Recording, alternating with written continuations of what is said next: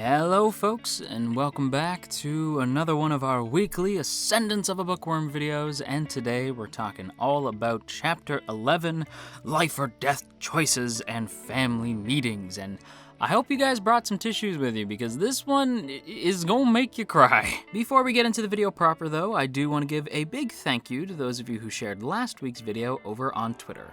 At CatadiazAll2, at Nacho Gashardo, at Deep Not That Deep, at The Lowest Pickle, at Tenko Yai, at FoxTun2X, and at Luna Daotaku. Thanks so much for sharing last week's video over on Twitter, everybody, and if you too would like to have your name shouted out in next week's Ascendance of a Bookworm video, then be sure to share this video around on the internet, and then tag me at JoJo Talks Too Much over on Twitter, and I will be sure to shout your name out in next week's video. Okay, holy shit.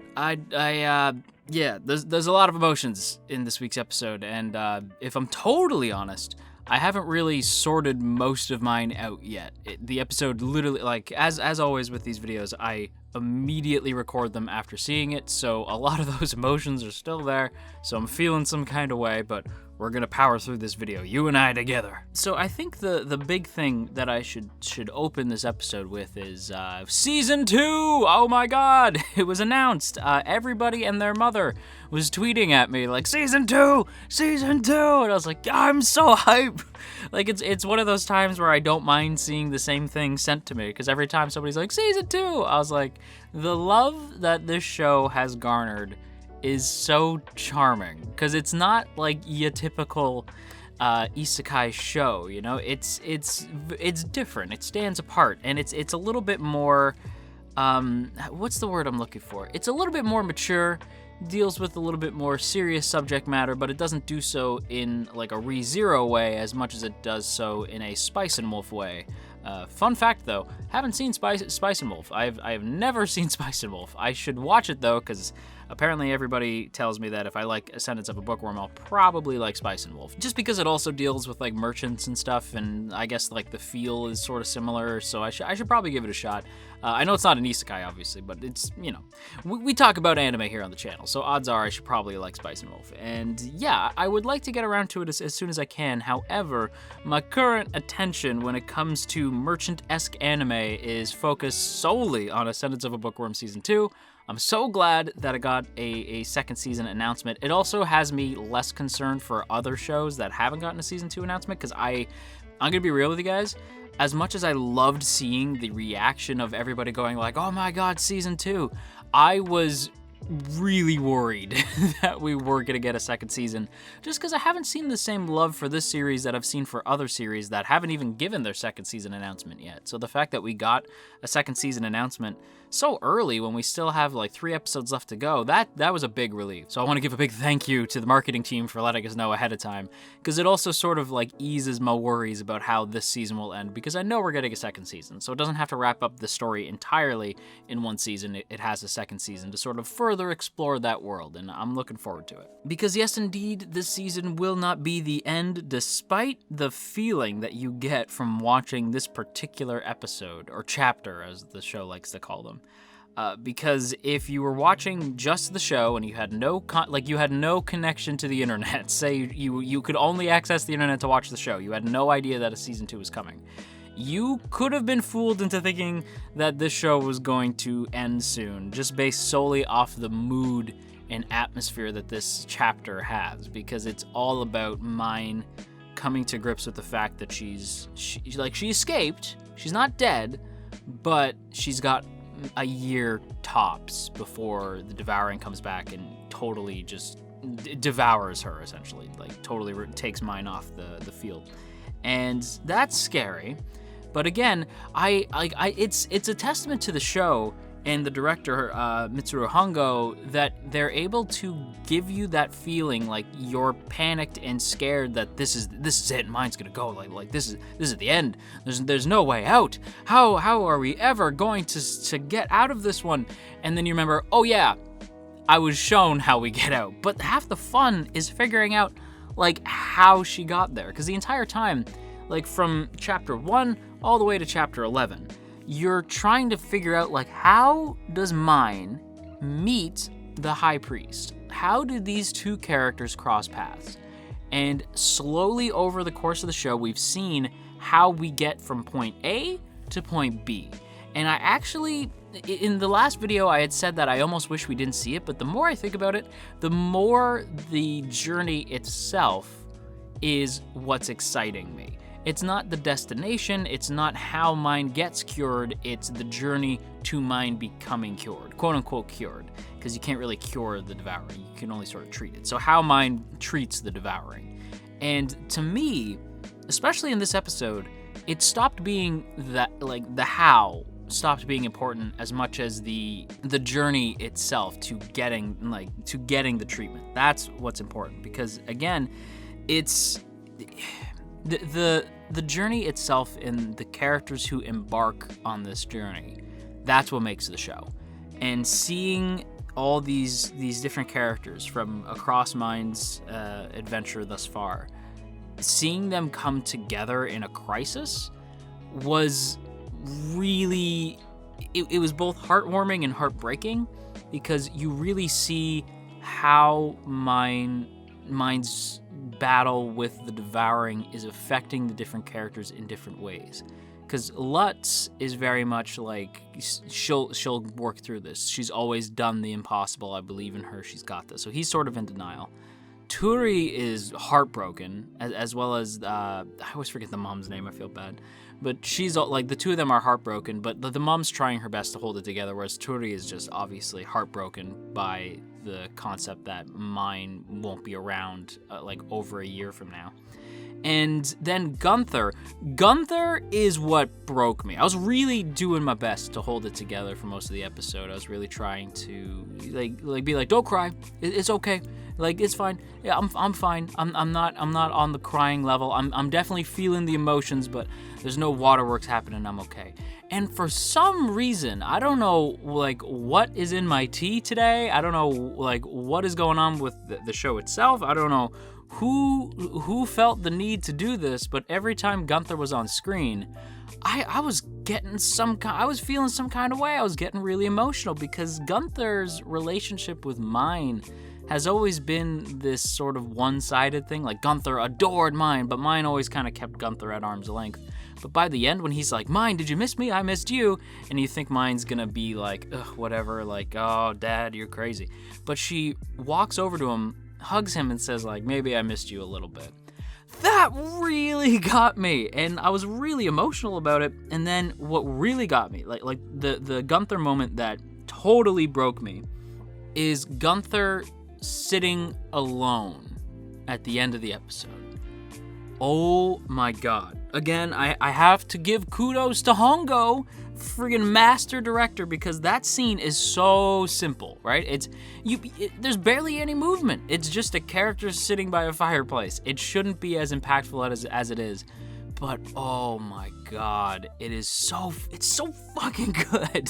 Pardon my French, but holy shit, man. Like, that scene is phenomenally done, because you see Turi, Mine, and their mom all laying together. They're smiling because they're together. They're in bed, and they're just comforted by the fact that they're together.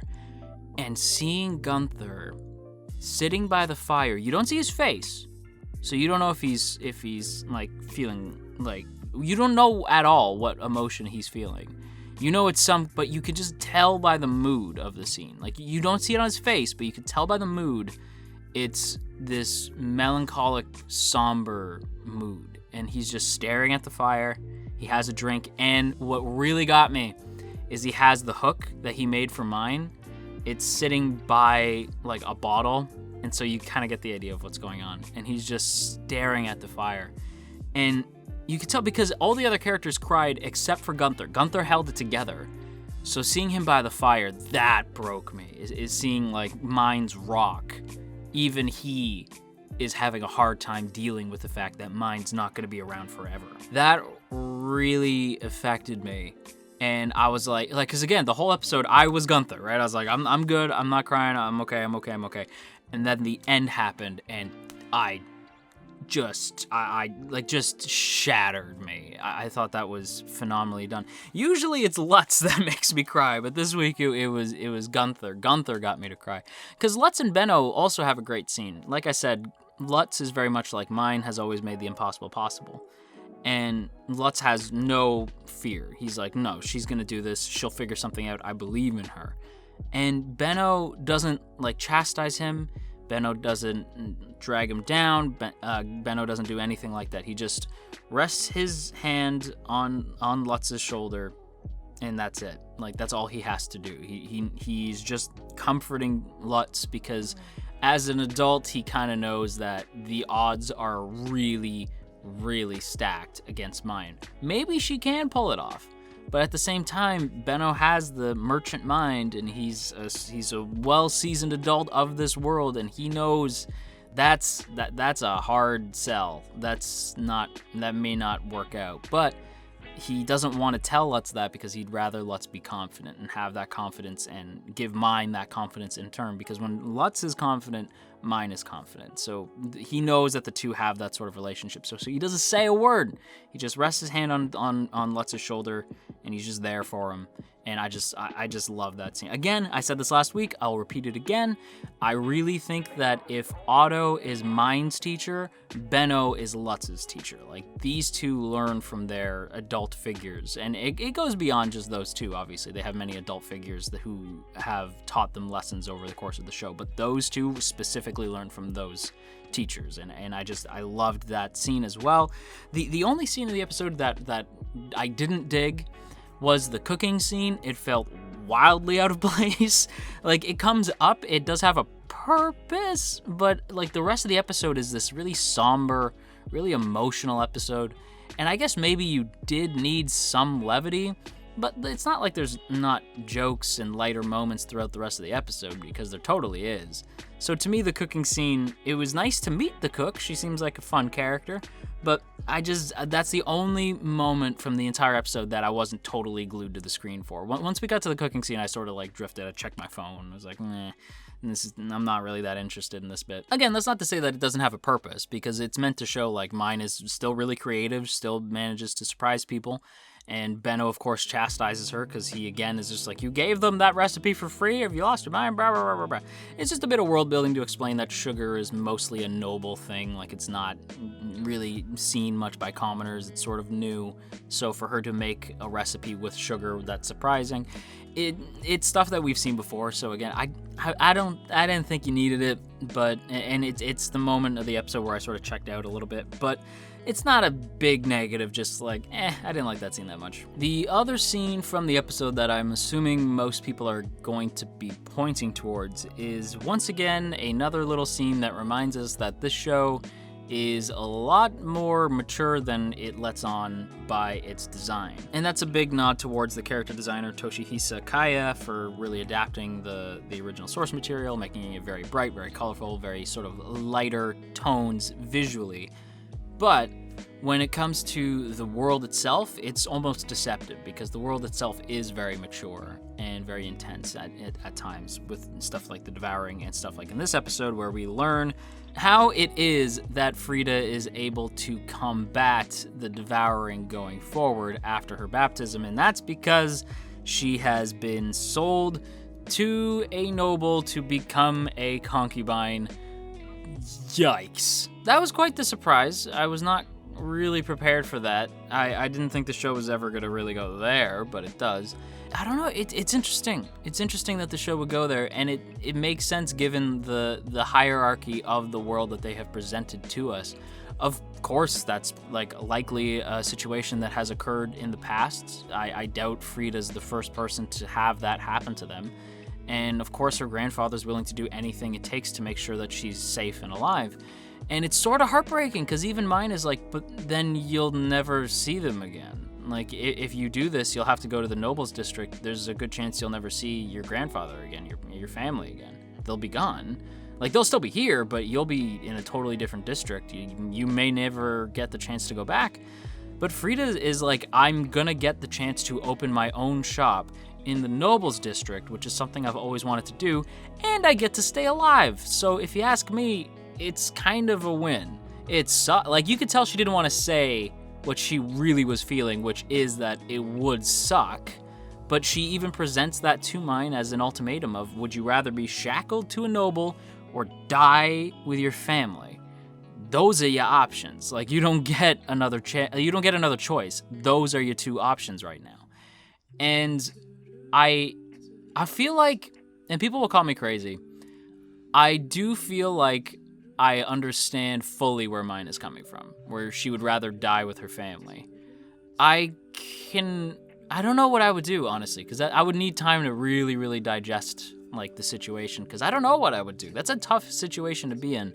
I do think mine ultimately makes the correct choice to stay with her family, and but I can't say that Freida's wrong in her choice either. It's heavy stuff. It's really heavy stuff, and I think the show handled it really well. Again, I thought the direction in this episode was fantastic, so either kudos to Mitsuru Hongo or the specific episode director, because it was really, really solid. And yeah, again, there's one moment of the episode that maybe, didn't really win me over, but the rest of the episode was so fantastic and was so heavy with the emotions that I couldn't help but just smile at the fact that this show has won me over so much, that it's like one of my favorite isekai of the year, one of my favorite isekai in general. I really, really love and adore this show. With that said, everybody, I would happily put this episode into the A tier. It, again, is just showing off why this show works so well, and I loved it to pieces. And that's gonna do it for today's video, everybody, so I hope you guys enjoyed. Before we go, as always, I have to give a big, big shout out to the good folks over on Patreon, namely those in the Earl Grey tier: